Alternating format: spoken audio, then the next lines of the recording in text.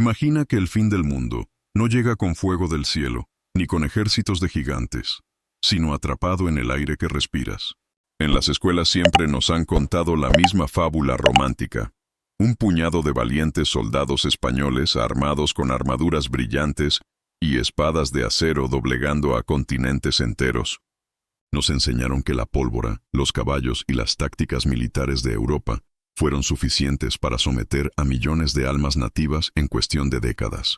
Pero esa versión oficial es, en el mejor de los casos, una mentira piadosa, y en el peor, una distorsión histórica monumental. Lo que nadie sabe es que el arma más mortífera de la conquista de 1492 no se forjó en las herrerías de Toledo ni disparaba balas de plomo. El verdadero conquistador de América fue un ejército microscópico, silencioso y despiadado, que viajaba oculto en la saliva, la ropa y los cuerpos de los propios europeos. En este preciso momento, una guerra biológica involuntaria estaba a punto de desatarse, cambiando el destino del planeta para siempre. Antes de que las velas de las carabelas rasgaran el horizonte del mar Caribe, las islas de lo que hoy llamamos República Dominicana y Haití eran un microcosmos de equilibrio biológico. Los taínos vivían en un aislamiento geográfico que había durado miles de años, un refugio natural protegido por dos inmensos océanos. Debido a este aislamiento, sus sistemas inmunológicos eran como lienzos en blanco, puros y completamente indefensos ante los males del viejo mundo. En este paraíso tropical no existía la viruela, no se conocía la gripe porcina, ni el sarampión, ni la malaria. Enfermedades que en Europa ya habían diezmado a generaciones enteras. Los cuerpos de los nativos eran fuertes para las amenazas de su entorno, pero carecían por completo de anticuerpos contra los monstruos invisibles del resto del planeta. Los taínos no sabían que su mayor pureza se convertiría muy pronto en su sentencia de muerte absoluta. Un solo estornudo, un solo roce de piel, bastaría para encender la mecha de una bomba de tiempo biológica.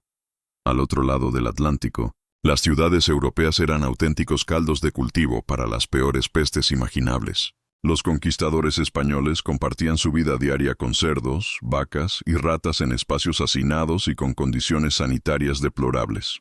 A lo largo de los siglos, los europeos sobrevivientes a estas pestes habían desarrollado una resistencia feroz.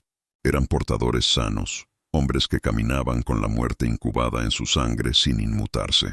Cuando Cristóbal Colón ordenó desembarcar en las playas de Quisqueya, no solo bajaron hombres sedientos de oro y sacerdotes con cruces de madera, con ellos descendieron trillones de virus y bacterias hambrientos de nuevos huéspedes que devorar.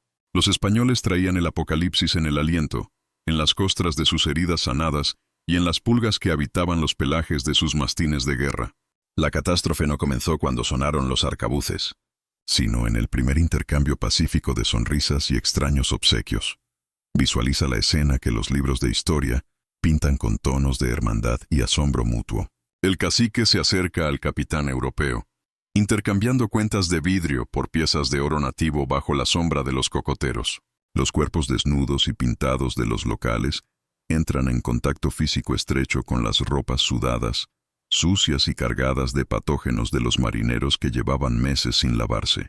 En ese preciso instante, millones de partículas de viruela y virus respiratorios saltaron de los tejidos europeos a la piel expuesta de los anfitriones. No hubo alarmas, nadie gritó de dolor, ni se derramó una sola gota de sangre en la arena blanca de la playa.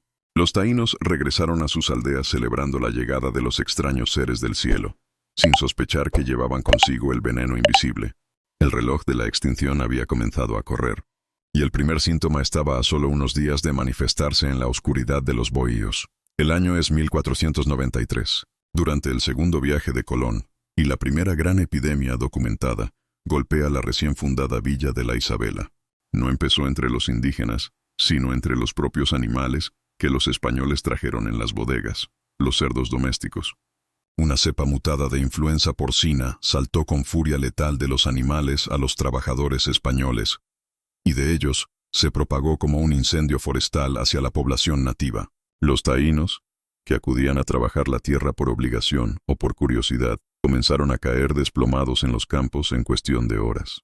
La fiebre les quemaba el pecho, una tos seca y sangrienta les desgarraba la garganta, y sus cuerpos colapsaban por la deshidratación extrema. Los médicos de la expedición, confundidos y aterrorizados, No tenían respuestas ni tratamientos para una enfermedad que en Europa era un simple resfriado, pero que aquí mataba con la velocidad de un rayo. La muerte negra del Caribe había despertado y reclamaba sus primeras miles de víctimas. El terror psicológico que se apoderó de las comunidades indígenas fue incluso más devastador que el dolor físico de los síntomas. Para los taínos, la enfermedad y la salud estaban íntimamente ligadas al favor de los semíes, sus dioses y espíritus ancestrales. Ver que su pueblo moría en masa mientras los invasores españoles permanecían prácticamente inmunes, destrozó por completo su cosmovisión y su voluntad de lucha. ¿Por qué los hombres barbudos no tosían sangre? ¿Por qué sus niños no se llenaban de llagas mortales? La conclusión a la que llegaron muchos chamanes fue desgarradora. Los dioses de los extranjeros eran infinitamente más poderosos y habían venido a exterminarlos. La resistencia militar se desmoronó antes de empezar porque los guerreros sentían que luchaban no contra hombres, sino contra una maldición divina. El desgano vital, una profunda depresión colectiva, se apoderó de los sobrevivientes, quienes simplemente se sentaban a esperar la muerte en sus hamacas. Si la gripe porcina fue el prólogo de la tragedia, la llegada de la viruela en los años siguientes fue el clímax del horror absoluto. La viruela no tenía piedad. Transformaba a personas sanas y hermosas en monstruos desfigurados por pústulas purulentas que cubrían cada centímetro de su piel. Los bohíos se convirtieron en tumbas colectivas donde familias enteras morían abrazadas, atrapadas en el hedor de la carne podrida. La enfermedad atacaba con tal ferocidad que los vivos no daban abasto para enterrar a los muertos, dejando los cadáveres a merced de las aves de rapiña. Lo que nadie te cuenta es que la estructura social taína dependía de la agricultura comunitaria. Al enfermar todos al mismo tiempo, los campos de yuca quedaron abandonados. La hambruna generalizada llegó de inmediato, debilitando aún más los cuerpos de los pocos que intentaban resistir al virus invasor. América se estaba convirtiendo en un cementerio a cielo abierto bajo el sol ardiente del trópico. En cada aldea, los beíques o chamanes medicinales eran la última línea de defensa, los sabios que conocían los secretos de las plantas botánicas de la isla. Desesperados por salvar a su gente, aplicaron los remedios que habían funcionado durante siglos, baños de agua fría en los ríos y ungüentos de hierbas sagradas. Pero la medicina tradicional, diseñada para males locales, resultó ser el peor aliado contra los virus hipermutados de Europa. El agua fría de los ríos provocaba choques térmicos mortales en los cuerpos consumidos por fiebres de más de 40 grados, acelerando los paros cardiorrespiratorios. Los beíques veían morir a sus pacientes en sus manos, y, poco después, ellos mismos se contagiaban y perecían, borrando siglos de conocimiento medicinal en semanas. Sin líderes espirituales y sin médicos, las tribus quedaron ciegas, flotando a la deriva en un océano de desesperación y abandono absoluto. Imagina al gran cacique, Caonabo, o a los guerreros de la Vega Real intentando organizar una contraofensiva militar para expulsar a los españoles de sus tierras. Planificaban ataques nocturnos, afilaban sus macanas de madera dura y preparaban sus flechas con veneno de plantas. Pero en la víspera de la batalla, el enemigo invisible atacaba primero las líneas de los defensores nativos con una eficiencia escalofriante. Los capitanes indígenas amanecían sin fuerzas para levantar el arco, con los ojos cerrados por la hinchazón y delirando por la fiebre alta. Las batallas que los cronistas españoles describieron como victorias gloriosas de la cristiandad fueron en realidad masacres de hombres enfermos, desnutridos y moribundos. Las espadas de acero españolas solo tuvieron que rematar a una población que ya había sido vencida por la biología. El acero no conquistó América. El acero solo reclamó las cenizas de un mundo que los virus ya habían destruido. Mientras el nuevo mundo se ahogaba en su propia sangre, los conquistadores españoles contemplaban el desastre con una mezcla de fanatismo religioso y fría conveniencia. Para la mentalidad medieval de hombres como Obando o el propio Colón, la peste que devoraba a los indios era una señal inconfundible de Dios. Escribían en sus diarios que la providencia estaba limpiando la tierra de paganos, para que los verdaderos creyentes pudieran heredarla sin resistencia. Esta inmunidad selectiva reforzó su arrogancia y su creencia de que eran seres superiores destinados a gobernar sobre las razas americanas. No entendían nada de microbios ni de evolución biológica. Para ellos, sus cuerpos sanos eran la prueba irrefutable de su derecho divino a la conquista. Mientras tanto, utilizaban a los pocos nativos sobrevivientes y sanos para trabajos forzados aún más brutales, acelerando el ciclo de colapso demográfico. Aterrorizados por la presencia de los españoles y por la muerte que parecía perseguirlos, miles de taínos tomaron la trágica decisión de abandonar sus hogares ancestrales.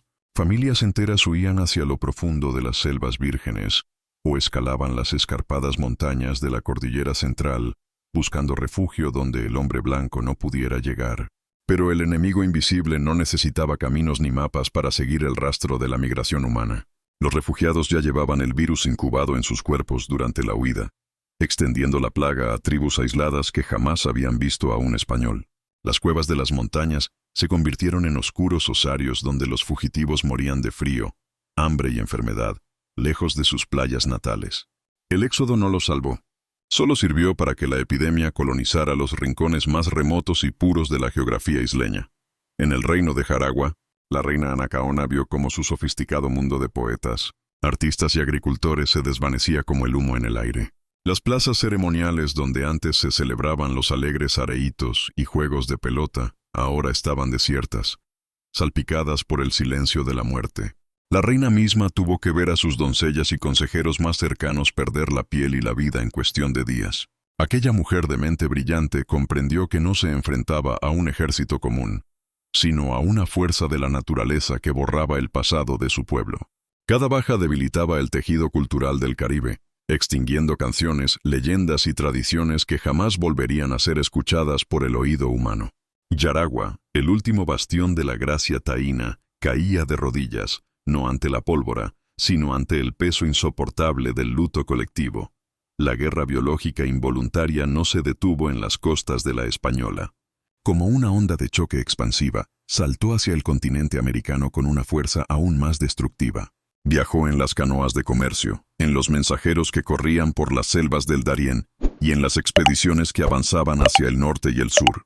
La viruela llegó a la gran capital azteca de Tenochtitlan antes que las tropas de Hernán Cortés, matando al emperador Cuitláhuac y paralizando al ejército mexica. En los Andes, una misteriosa peste diezmó al imperio inca años antes de que Francisco Pizarro pisara sus tierras, desatando una guerra civil sucesoria que facilitó la invasión. Los imperios más avanzados y populosos del hemisferio occidental colapsaron desde adentro, devorados por la fiebre antes de ver el primer caballo europeo. El continente entero temblaba bajo los efectos de la mayor catástrofe demográfica de la historia humana. Hacia mediados del siglo XVI, el paisaje de las islas del Caribe había cambiado de forma drástica y aterradora. Las prósperas aldeas que Colón describió llenas de gente y cultivos ahora eran pueblos fantasmas devorados rápidamente por la maleza de la selva tropical. Los hornos donde los taínos cocinaban el casabe estaban fríos, rotos y cubiertos de tierra negra. Las plantaciones de algodón y tabaco habían desaparecido bajo el bosque. Los colonos españoles que llegaban buscando mano de obra esclava se encontraban con un desierto verde, una tierra fértil pero despojada de sus habitantes originales. La velocidad del vacío demográfico fue tan violenta que los propios conquistadores entraron en pánico al quedarse sin siervos para extraer el oro de los ríos. La codicia europea había destruido, a través de sus gérmenes, el motor mismo de su riqueza en el Nuevo Mundo. Ante la práctica extinción de la población nativa del Caribe debido a las plagas, la monarquía española tomó una decisión que abriría otra página de horror en la historia: la importación masiva de seres humanos. Si los cuerpos americanos se rompían ante los virus, traerían cuerpos que ya hubieran sobrevivido al ecosistema del Viejo Mundo. Así comenzó el infame tráfico transatlántico de esclavos africanos, hombres y mujeres capturados en sus tierras que poseían inmunidad biológica similar a la europea. Los barcos negreros abarrotaron los puertos de Santo Domingo, sustituyendo la mano de obra taína moribunda por la fuerza de los hijos de África. Este movimiento forzado no solo transformó la economía, sino que alteró para siempre la genética, la cultura y el alma del Caribe actual. La guerra biológica de 1492 fue el catalizador directo que dio origen al crisol de razas y al dolor colonial del continente americano. Cuando los historiadores modernos intentan calcular la magnitud del colapso de la población nativa americana, las cifras marean y hielan la sangre de cualquiera. Se estima que en 1492 vivían en América entre 50 y 60 millones de personas. Un siglo después, más del 90% de esa población había desaparecido de la faz de la tierra. En islas como la Española, Una población inicial de cientos de miles de taínos quedó reducida a unos pocos cientos en menos de 50 años. Ninguna guerra hecha por el hombre, ninguna bomba atómica, ni la mismísima peste negra europea igualan el porcentaje de destrucción de esta catástrofe biológica americana. Fue un borrado casi absoluto de civilizaciones enteras, ejecutado no por la maldad consciente de un general, sino por la crueldad ciega de la microbiología. La historia de América está construida sobre los cimientos de este vacío demográfico sin precedentes. Hoy en día, 500 años después de aquella colisión biológica, las cicatrices de la Gran Peste de 1492 siguen vivas dentro de cada uno de nosotros.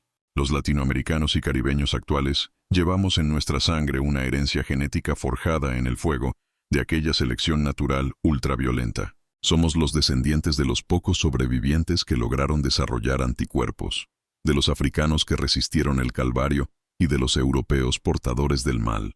Nuestro sistema inmunológico actual es una fortaleza construida sobre las cenizas de millones de antepasados indígenas que perecieron en el anonimato de sus bohíos. Cada vez que superamos una gripe o nos defendemos de un virus moderno, es la memoria de esa batalla de siglos la que actúa en nuestras células.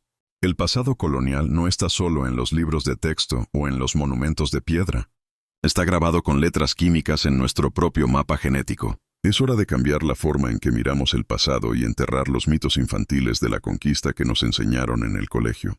La próxima vez que veas una pintura de un conquistador español alzando una espada de acero sobre un jefe nativo, recuerda lo que realmente había detrás de esa escena. Detrás del brillo de la armadura, había una nube invisible de patógenos mortales haciendo el trabajo sucio para el imperio. La conquista de América no fue una gesta heroica de caballeros medievales, ni una simple victoria militar. Fue el accidente biológico más devastador y transformador de la historia de nuestra especie. Los taínos no se rindieron por cobardía, ni su cultura cayó porque fuera inferior a la europea. Cayeron porque nadie puede ganar una guerra contra un enemigo que no se puede ver ni tocar. Es hora de devolverle la dignidad a los millones de almas que cayeron en silencio, recordando que su verdadera historia fue escrita con la tinta invisible de la fiebre y las sombras. Recordando que su verdadera historia fue escrita con la tinta invisible de la fiebre y las sombras. Un recordatorio silencioso de que, a veces, la muerte más implacable no avisa con tambores de guerra, sino que viaja en el aire.